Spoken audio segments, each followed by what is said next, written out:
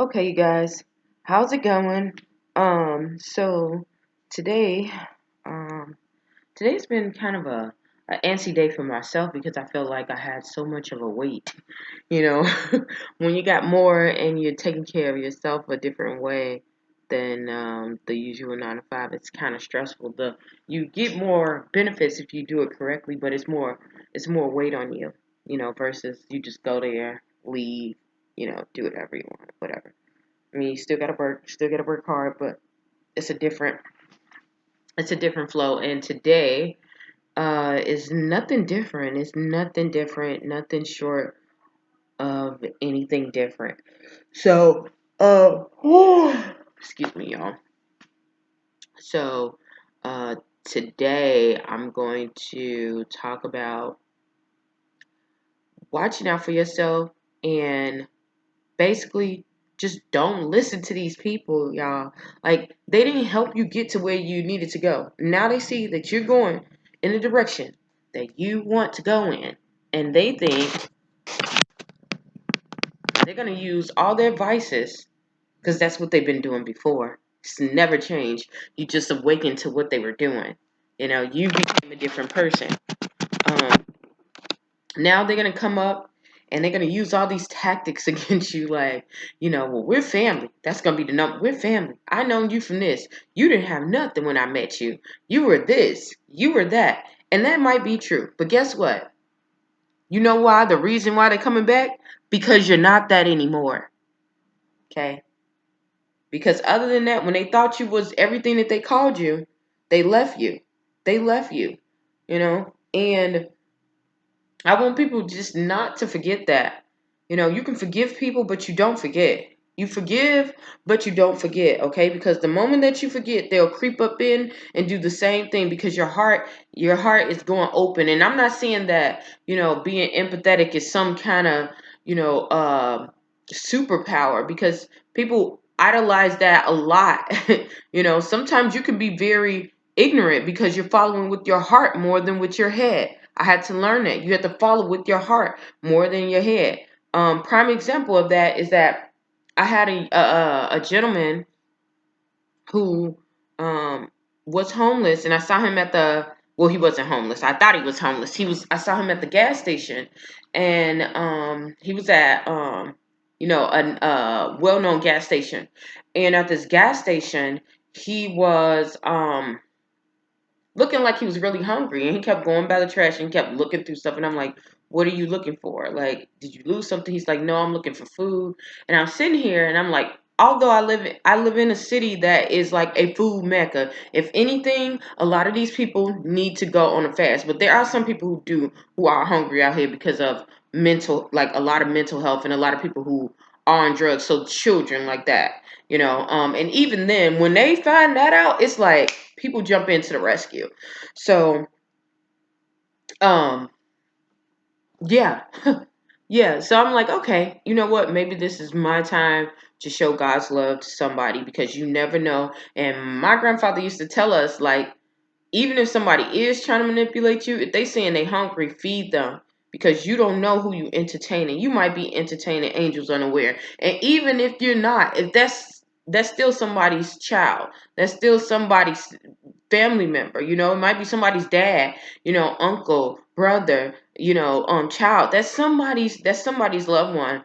And for me, I know with my mom having schizophrenia, sometimes she will go off and do that stuff. Like, and I would hate to see somebody treat my mom harsh. I would hate to see somebody just go and treat my mom in a detrimental way, like, and take advantage of her. And there's a lot of people who do. There's a lot of people who do. So, um, yeah. But anyhow, um, so I was like, I'm gonna go in and just give him some money. But something told me just go and ask him what he wants, and have him to come in. But they were like, oh, he couldn't come in, and I'm like, why can't he come in? Like, so, long story short, they go and they tell the guy, you can't dig in the trash if you want something to eat. Blah, you can come in, blah this. And then he goes off and he's like, well, I get my own money. He starts cussing him out and he throws his money. And I mean, like, when I say he throws his money, he's got like 20s, hundreds, I'm like, what the heck? And he's like, I live at the hotel, blah, blah, blah, whoop de whoop. And I'm like, oh my God. So, um, yeah, and I was like, when the lady came back in, I was like, man, I was just about to go ahead and get him something because I can't see that. She was like, yeah, he does that all the time. That's why we told you that he couldn't come in. And I was like, I'm glad you said that because there are some people who do that, who in the establishment here in Fort Wayne. I had someone who, listen, treated me crap. And I know it was because I was black, because he treated the white woman the same really nice, and she had to step in and ask him like, hey, you know, and yeah, that's a whole nother story. But I've seen those things happen when people, they go in and they have their own vices and their own connotations and prejudice and stereotypes of other people. So, um, yeah, yeah. So I say that because I learned that day. Like, there are people who really get off on this. There are people, even though I went through the hardships and I went through the whole, ordeal of being homeless, I never once tried to take advantage of anybody because I know um, it just feels horrible. Why would you want to do that anyway? I was just trying to go and get myself to get better, go be safe so I won't get abused or somebody trying to do something crazy because, like, y'all, people are crazy. Like, when I say crazy, people are crazy. You don't really think that if you live in a kind of a little bubble. And you're kind of clueless. So, yeah. But anywho, yeah. So don't allow those people back in. I promise you, that's the only reason why they coming up and they smiling in your face and they doing all that other stuff. When they thought you was down and you ain't had nothing to give, they was trying to kick you dead to the curb. Okay, putting some of them even went to the dark arts, and doing their own little thing. And y'all know how I talk about that. And I done experienced it. I'm not gonna say I experienced it all, but I experienced a lot during this process. And I know when God is bringing me back, that I know not to bring some of these individuals with me. I know that they are not worthy of coming along with the ride because I had to start from the ground up again. And I was not only that, I was left for dead. I was left for dead. But thank God, God jumped in. Thank God that God jumped in and took over. And took over, you know. So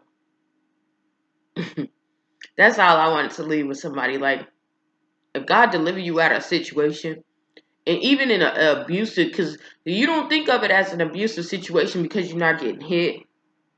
Well, some of it, I ain't gonna say all that because sometimes you do get hit, but the ones that hurt the most, that lead up before the hitting. See, before that hit comes degradation. Before that hit comes all the other crazy stuff behind it. The setbacks, the sabotaging, the name calling, the putting you down, talking behind your back. God don't want you to sit around nobody who's putting you down. You are God's child, whether you believe in him or not. You are somebody special. So don't let that happen. When you see that and God delivers you from that, make sure you don't go back. Make sure and he puts you up and he shows you all that. Don't go back. Don't go back. And I don't give a care if it's a loved one or a man or a woman, because women can be abusive too. If this hasn't shown me anything, some of these women are horrid, horrid. But I can't knock it because of how the dynamics is going on. But yeah, I don't give a care if it's man on woman, woman on man, woman on woman, man on man. If it's abusive, go and stop celebrating. Don't listen to them people who's trying to act like they celebrating toxic relationships, because when they get older and at the end they still be sad, depressed, and lonely, and not getting nothing that they want. So no, don't sit back.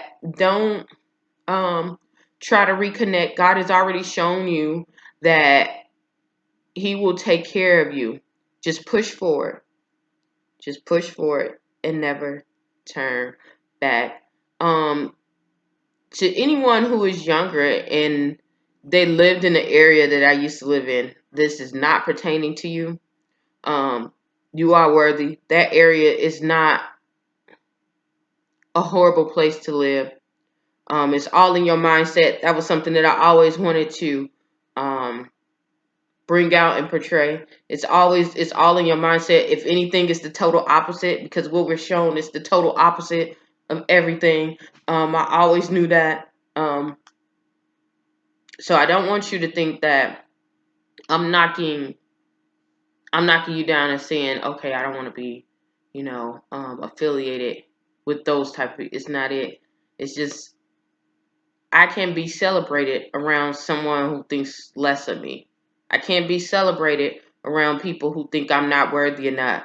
I can't be celebrated around people who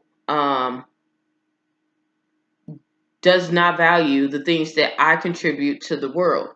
And because of that, I've made the conscious decision to go in the flow and receive the love and the appreciation elsewhere, to the place and the space that welcomes what I'm bringing out.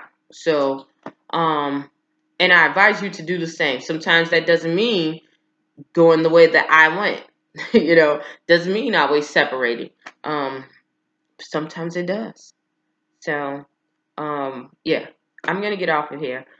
Hopefully, something I said or done will help you on your journey. Please stay tuned to Journey to Jerusalem. Bye.